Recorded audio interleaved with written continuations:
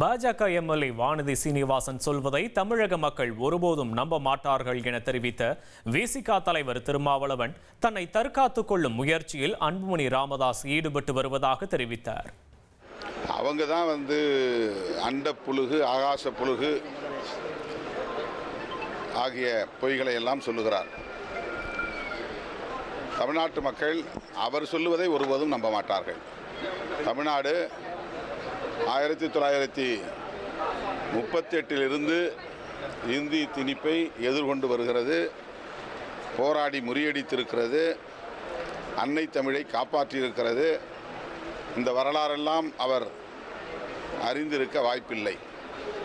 இப்போது தேசிய கல்விக் கொள்கை மும்மொழி திட்டத்தை அறிமுகப்படுத்தி இருக்கிறது. அந்த 3 மொழிகளிலே இந்தியும் ஒன்று என்பதை நாட்டு மக்கள் நன்கு அறிவார்கள்.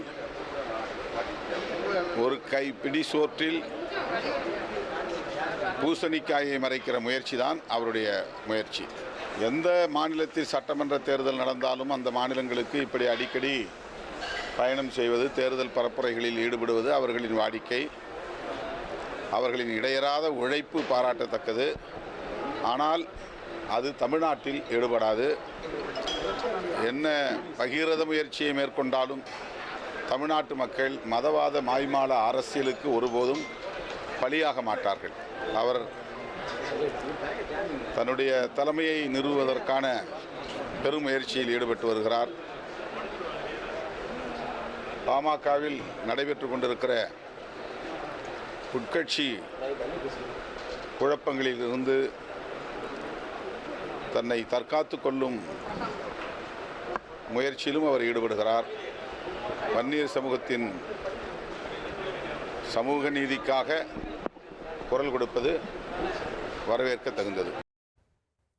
விஜய் சேதுபதி மகன் சூர்யா விஜய் சேதுபதி நடிப்பில் ஃபீனிக்ஸ் திரைப்படம் வெள்ளிக்கிழமை திரைக்கு வர உள்ள நிலையில் திரைப்படத்தில் நடித்துள்ள அனைவருக்கும் வாழ்த்து தெரிவித்த நடிகர் விஜய் சேதுபதி ப்ரொமோஷன் வீடியோக்களை நீக்க சொல்லி மிரட்டுவதாக கூறப்படும் விவகாரத்தில் மன்னிப்பு கேட்பதாக தெரிவித்தார்.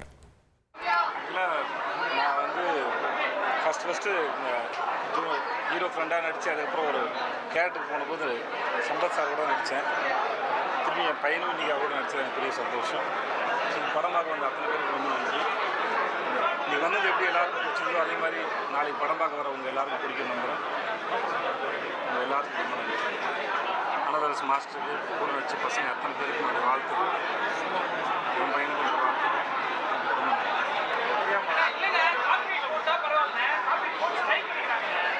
தெரியல பெரிய மறந்துடும். அபிமானி யாரும் பண்ணியிருப்பாங்க, மன்னிச்சுப்பாங்க.